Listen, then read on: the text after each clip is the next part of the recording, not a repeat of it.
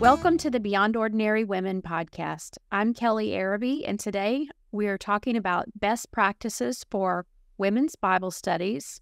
Our conversation is with Dr. Kay Daigle. Kay has degrees from Dallas Theological Seminary and Gordon Conwell Theological Seminary. Kay, we met 25 years ago when we were both students at DTS. And as I recall, you were on staff with a large megachurch at the time, and I know that you have many years of experience in women's Bible studies.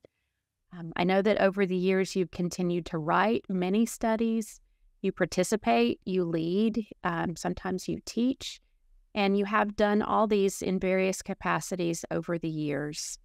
We're going to get into talking about the how of best practices for women's Bible studies, but why do you have such a passion for this subject?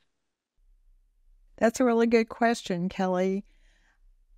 I have been so impacted by women's Bible studies in my life. I grew up in the church. I knew a lot about the Bible, but it wasn't until I got into adult women's Bible studies that I really began to grow and understand how the Bible fits together and really love it and experience really life change through being in God's Word more and knowing Him better. So that's why I have a real fervent desire that other people are able to get into good Bible studies also.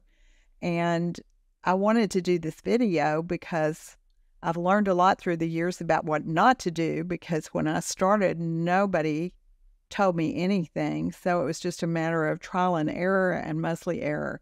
And I hope to be able to help other women avoid having to go through error and learning the hard way what works.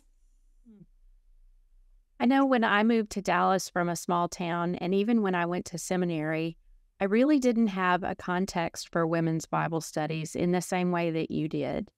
I was not exposed to things like Bible study fellowship or precepts, and it really wasn't even until I joined Sue Edwards in a seminary internship did I experience Bible studies like you did.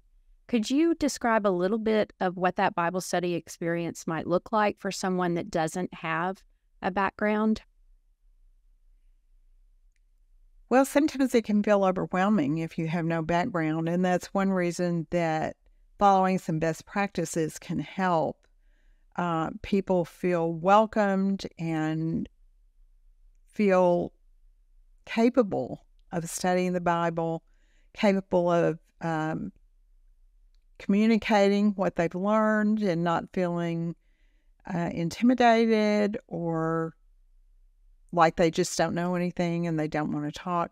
You know, there are just a lot of things that you can do practically to help someone new coming into Bible study.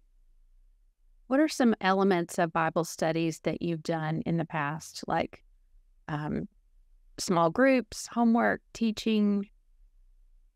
I've done them all. You've done it all. I've done everything. I've taught studies that were very in-depth.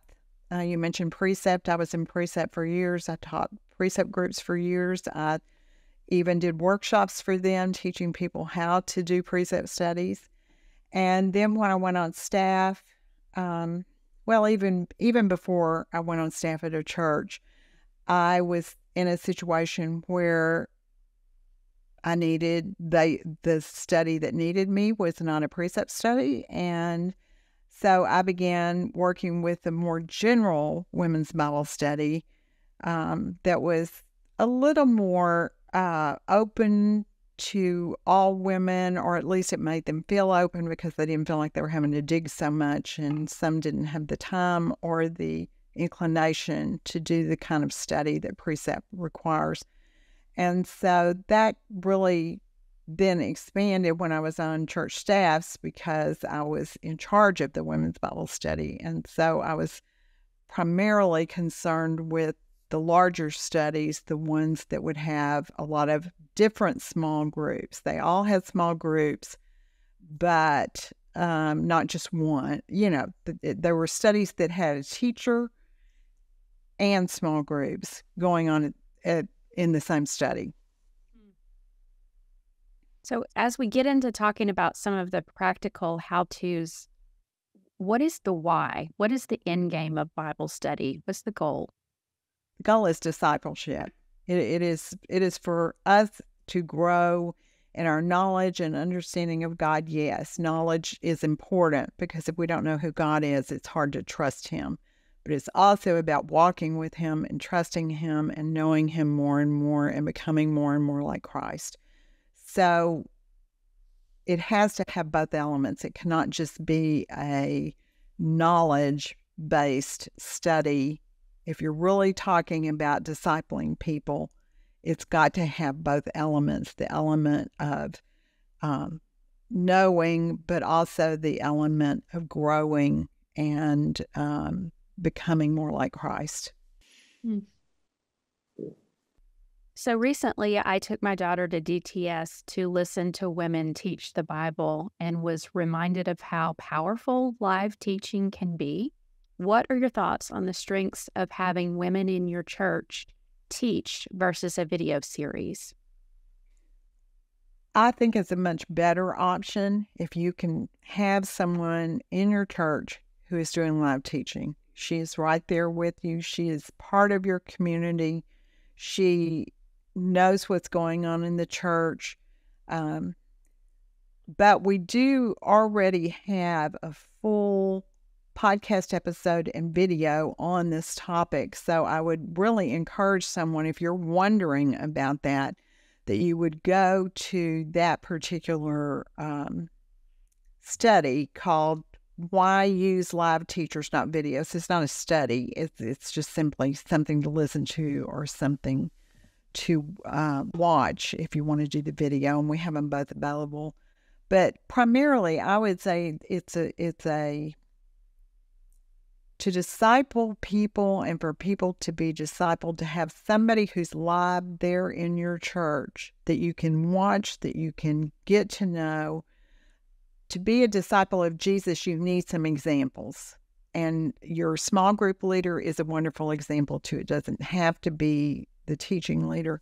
But I think it's really great to have that live teacher. I think it's really helpful in growing. And as I think back on my own experience, having somebody teaching me just really made all the difference. So practically speaking, I'm wanting to start a women's Bible study at my church. What are some elements that I need to be aware of? Well, if you're trying to disciple people, certainly you might want to start with just a small group study. If you're in a small church, maybe you just need to start with one or two small groups and have discussion. But small groups are very important, as you know, Kelly. Really, I don't think you can grow to the same extent if you're not in a small group. So the small group is really essential, I believe. And if you have several small groups and they're all studying the same thing, then I think adding the live teacher really provides a depth that you can't have just from studying yourself, because the live teacher can help bring in the connections with the other parts of the scripture. She can talk about what the words meant, what the culture was believing. It just gives you a lot more context and understanding of the scriptures. And some scriptures are easier to do without a live teacher, but some are difficult if you really want to delve into them without having a live teacher. So I think those are two things that are important. And if you really are discipling people, I think you have to have the discussion before the live teacher. Because really, educational studies have proven that people learn better when they look at it themselves and discuss it with people. That is your primary mode of learning. It's not really listening to people. You might get excited about them. You might love what they have to say. You might feel really close to the Lord, but it's not going to stay with you those lessons, those truths are not going to stay with you from just listening to somebody in the way that they do. If you study it for yourself, but not only study it for yourself, but you have a group to discuss it, to bounce ideas off of, to get more understanding from, and to share what's going on in your life and how the scriptures apply to it. I know that was pivotal for me in the first ladies' Bible study that I did. I was in a small group with about 12 women, and I facilitated the conversation. We had about 45 minutes to talk before a teacher came on stage and gave us a 30-minute message or so. But I also found, we grew during that conversation. I also found that my spiritual gifts came into play as I facilitated that conversation. I didn't know that I was gifted in that way. And it was through that small group experience and the fellowship of getting to know those ladies that God showed me that as well. I'm a huge proponent of small groups. Well, what you just said, Kelly, about timing, I think if you really have discipleship as your goal, then you're going to put a little more time in the small group where people can really talk about life and the scriptures and how it works together, and less time with the teacher. And as a teacher, I can say that that's not really my favorite thing, is to shorten the teaching time, but it forces you really to go with what's really important. And I think that that's better in the long run for women who are trying to grow as disciples, because they've interacted with people, than it is that I tell them a lot. Because the truth is, these educational studies have shown they just don't really remember. In a week, they won't remember the things that they'll think, oh, that was really a good lesson, but I'm not really quite sure. I don't even remember what she said. I just remember thinking it was good. Yeah. And I'm sure you've left sermons or Bible studies feeling the same way. And I recall one of the Bible studies that I enjoyed the most, one of those early studies. We probably discussed 6 or 12 questions in that 45-minute span every week. We probably had a good 6 or 10 questions that we did every day. And there were differing levels of engagement. There were some that were surface level questions.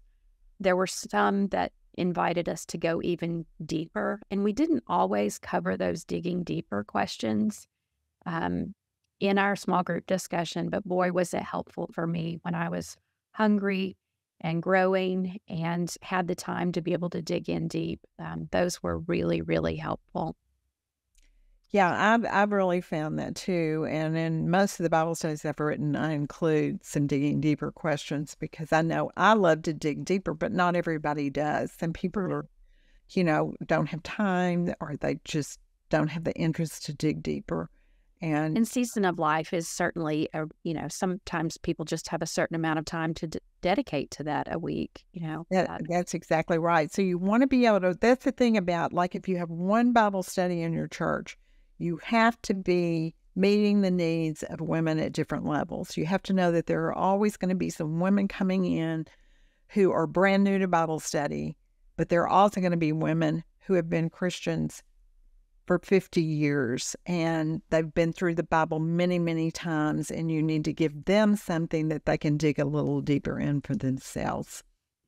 Agreed. What about evaluation? You get to the end of a study and you want to know how it goes. What have you learned about the evaluation process? I think evaluations are essential. And I think something that's written that you actually hand out to them, you end up getting a larger percentage of the women answering it, because everybody's sitting at the table doing it together. And so even the women who are a little hesitant to fill out an evaluation will probably at least fill out part of it. So you get a much better cross-section. What I find is if you just leave it up to them, it's going to be the people who don't like things that are going to be sure and tell you. It's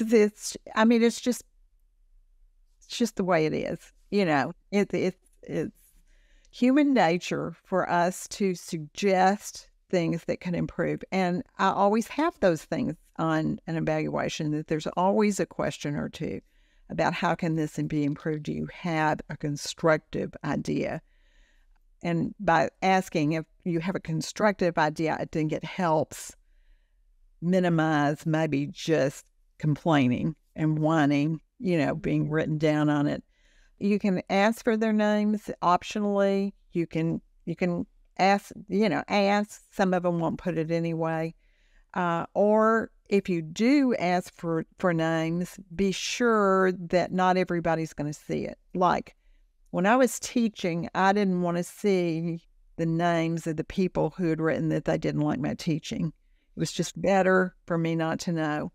So somebody else, an administrator of some kind, could read them, and then whatever the evaluations taught us, whatever the comments were, could be typed on another piece of paper. Part of the evaluation, as you do it on your computer, you can take those parts and then put answers under it and let everybody see what the answers are.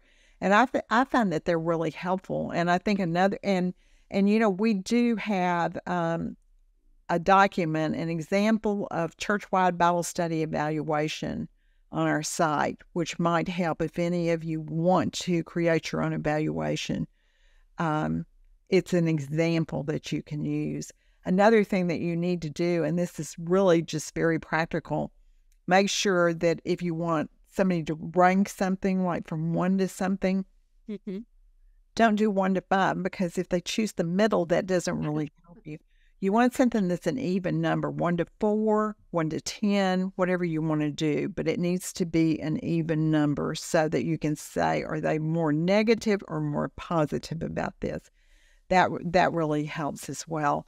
Another way that you evaluate that I found really important was debriefing with the small group leaders at the end of every study, because they are the ones who are with the women all the time, and they see what's working and not working. And if you're like me and you were teaching and you weren't even in a small group, you can't measure that yourself. You really need somebody who is listening to the women, talking to the women week after week. You need that debrief, and as the leaders meet together and debrief, it's even better, because somebody will say something and it'll help somebody else remember something that they want to say. So I think those are just real helpful. So you've had responsibility in at least 2 churches that I know of for choosing and leading the women's Bible studies. How did you make decisions for which studies to do? That's a good question. And I have certainly used other people's Bible studies. I haven't just used my own Bible studies. Knowing the women to a certain extent is really a help. And I think it needs to be 1 or more people who actually kind of have a good handle on where this group is spiritually. I can think of a couple of different churches that I've been involved in Bible studies. And there are some churches that have a lot of women who have a lot of Bible knowledge, because the church is really strong on Bible teaching and verse by verse in the sermons. And then I've also been in situations where the women were very new to Bible study, had not been in Bible study a long time. Well, somebody needs to know those things, because you need to pick your material based on whether you feel like your group is ready for it. And the same thing is true of what you're going to study. You don't want to put a brand new group in a difficult book of the Bible. You want to start with the Gospels or something like that. The stories are an easy place to start and very helpful. I know that choosing something off the rack can be really hard, and I have definitely made mistakes in doing that. One time I was part of a team and we were teaching Romans, and we just made a mistake with what we chose. And part of the reason, amazingly, was that the women did not like it because there was a man who had written it and he just didn't seem to have any heart It was good question, but there didn't seem to be anything in it about yourself, about how you applied that. He just was coming from a different perspective. It did not resonate with them. He really didn't. And so I never did that again. As I said, I've learned a lot through error. And the other thing that's difficult when you just pick it off the rack or, order it from anywhere is you've got to fit it into a certain number of weeks. But that's important. You need to pick something that will fit. Having something that lasts like a whole year is not really the best way to teach women. You need to pick something that will fit like in the fall, from the time school starts until Thanksgiving, and then start something else in January. And it could go through spring break. You could have a longer, more difficult book from January until about the 1st of May. So those are things that come into it. And I think doing some Old Testament, some New Testament, don't just do New Testament. Be sure they're understanding the Old Testament because it's the basis and foundation for what you learn in the New Testament. So those things are all part of how you make a decision. I know you've also written some studies, and in the couple of decades that we've been doing ministry together, you've evolved a little bit in the way that you've done Bible studies. That's true. That is true. Well, when I first started, I had no idea what I was doing. So again, it was a lot of trial by error and learn by error kind of thing. I think I was trying to give them too much because, like I said, I had that precept background and we, dug so much. And originally, I think I was asking questions that were too complicated for the students. And so, I really kind of honed my questions and tried to ask good probing questions for application questions, really tried to hone that. And I would always have some fairly easy observation questions. If you know about studying the Bible, you've got observation, you've got interpretation. Thank you. I go with observation, interpretation, application. And you can't really just jump to application. And I think too many Bible studies are just they live in application. You need some struggling with the scriptures. The women need to have to deal with the scriptures themselves. They need to look at them and see what they're learning and what they're pulling out themselves on the study, not just application. But I went to some training for orality training, which means telling the Bible orally, teaching the Bible orally. And I actually spent a couple of mission trips trying to teach women how to tell the stories of the Bible. And that training really helped me because I got some good open questions that people were very interested in answering and that you could use over and over with any group, really, because they were so open that it allowed people to do that. But that works best when it's a story in the Bible because the questions can be more similar, although I generally add, more that, there's always something more to add other than those same questions all the time. But part of that was why I changed the way that I was studying. And I used to do 5 days of homework, and now I just do 3 sections of homework just because I think a lot of people felt like 5 was too much and that 3 was a little bit more doable for people.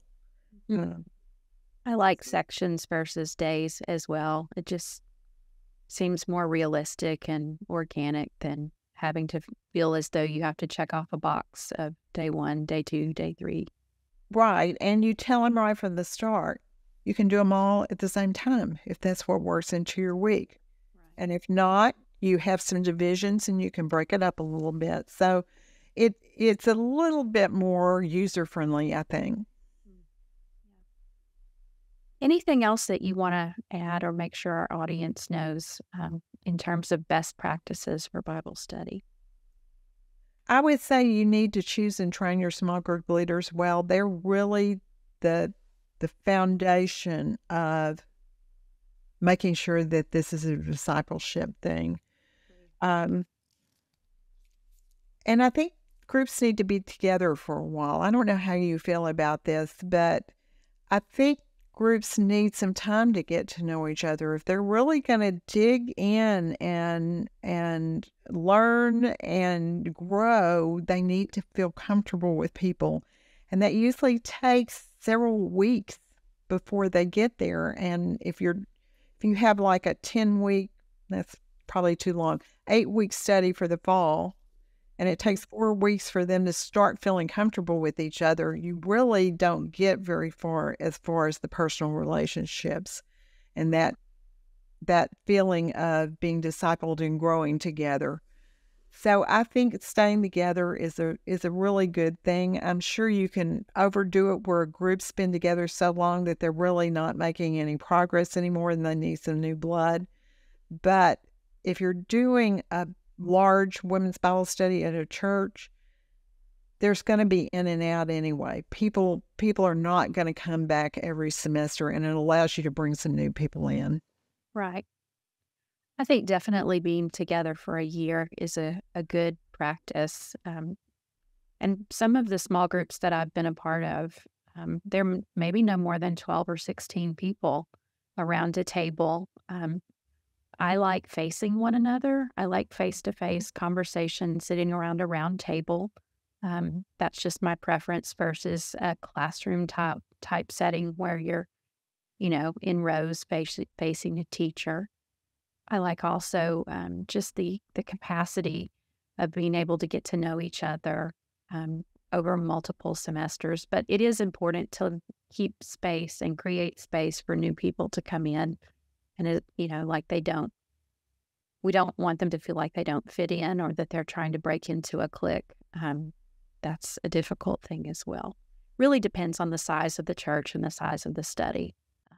It does, because I've been in studies where you had to move in order for everyone to be together. You couldn't stay at your little tables necessarily. But I too believe in tables. I think that is really fosters communication and sharing much better than even a lengthy table. You can't see each other as well, and certainly not in rows. Another thing that I think is important, if you're going to disciple, I think it's great to have multiple age groups in the same ages in the same group, a mixed group, so that you have some older women who have been there and younger women who may just be starting their careers or starting their homes, and they really appreciate the wisdom of older women. The first Bible study wasn't quite the first Bible study that I ever led, but it was almost the first Bible study that I ever led. There were some older women in it, and I was, in my 30s and early 30s, and they were so wise. I mean, they would just share things about their lives that I was just in awe of. And one of them had a particularly hard life. She'd gone through many, many struggles. And one of them, her son had committed suicide, which that was devastating for her. And yet she was such a positive person and talked about how she'd leaned on the Lord, how she had trusted Him through this really hard time. So I wasn't going through anything really hard at the time, but she taught me that whatever I went through, God would be there and that I could make it through with Him. And I learned that from her because she was in that group with me. And you really can't learn from older women if you don't have situations where you're mixed with them for more than one day. It doesn't work to just go volunteer someplace for one day. This has to be a relationship where you know these people, and over time you learn from them. And I think it's just really important. But I have found that it is not good to just stick one young woman in with a bunch of older women, or one older woman in there with a bunch of younger women, because they also want a friend. They want other people their own age too. So I think you have to put at least 2 or 3. If you're going to put young women in a group with older women, you need to put 2 or 3 of them. And the same is true of older women with younger women. So those are just kind of practical things that I think help. And, I was talking about having the teaching at the end. The other reason you want to have the teaching at the end is if it's at the beginning, whether it's a video or a live teacher. If it's at the beginning, they'll go to the small group and they'll just talk about what she said instead of what they learned themselves and by doing their homework and their time with God. Right. I also had a thought about just small group questions. I know we have videos on our website, and we're going to point people to other videos and resources about small group discussion. But everybody seems to have the experience or the question in a small group discussion. What do you do with the people who talk a lot? You have sometimes two extremes, those who talk a lot and those who don't speak at all. Is there anything that you would like to say to that in the small group facilitation or discussion? A long time ago, when I was at Northwest Bible Church and I was the women's minister there, I wrote a handbook for small group leaders. And it is on Bible.org still under my name, Kay Daigle. And that talks about many of the possible scenarios that you could go through by having a group. I will say that personally, I don't really believe in calling on people and forcing them to talk. I think if you've got a quiet woman, you need to just let her be quiet if she's uncomfortable speaking up and hope that eventually she will. You can encourage her, after the group. I hope you'll have more to say next week. We'd love to hear what you have to say. I know that God is speaking to you and would love to hear it. Right. But you don't want to put them under so much pressure that they don't ever come back. If they're uncomfortable, if they've never been in a Bible study, or they just feel like everybody knows more than they do, they may not talk for quite a long time. But if they keep coming, that means they want to be there. That means they want to hear what other people have to say. And if you have some sharing time, getting to know you time at the beginning, they will have talked then. And if you have that kind of thing other times, maybe a time when the group gets together outside of the small group, and you maybe have a question that you ask everybody, then she'll maybe become more comfortable talking. One thing that helps with somebody who talks a lot, and I just experienced this morning, somebody who talks a lot, if the small group leaders are sitting right across from her, you end up looking at her a lot, and so she feels real comfortable talking. And so put yourself next to her where you don't look at her at all unless you really, want to. And that does help a little bit. It also helps if you just say, not everybody's shared today. I'd like to hear from somebody who hadn't had anything to say, or somebody who hasn't spoken much, and hope that somebody else will talk. Because people in the group can get tired of just hearing the same person all the time. They want to have a chance to talk themselves. And if somebody talks too much, that's very hard. But Kelly, you have a great series here on our BOW website at beyondordinarywomen.org. You did a series with me on leading a small group towards spiritual growth, which is really what we're talking about, something more than just knowledge, but spiritual growth. And I would really encourage people to watch or listen to that series. leading small groups is sometimes a skill that's developed over time. And I haven't been part of a small group that was together for more, a couple of semesters that someone who was quiet didn't eventually feel comfortable sharing their heart, sharing their story. Safety needs to be established in a group. Trust needs to be established in a group. But I feel like, and my experience has been that most women will open up in a small group setting that feels genuine. And it's really a beautiful thing to see. We do have a lot of resources. You mentioned the small group series, leading a small group towards spiritual growth. I would just also encourage our audience to look at our website, beyondordinarywomen.org. We have many more videos, many more resources on women's Bible study, and we have many leadership resources. Go to our website, beyondordinarywomen.org, and click on Resources tab. Then there's a drop-down that shows you podcast and video extras. You can search for this video, Best Practices for Women's Bible Studies, and all of the resources that Kay has mentioned will be available at that spot as well. So we encourage you to look at that. Kay, it's been a delight to be with you today. It's always fun to get to visit. Thank you. It is, Kelly. Thank you for doing this. Absolutely. We will see you guys next time.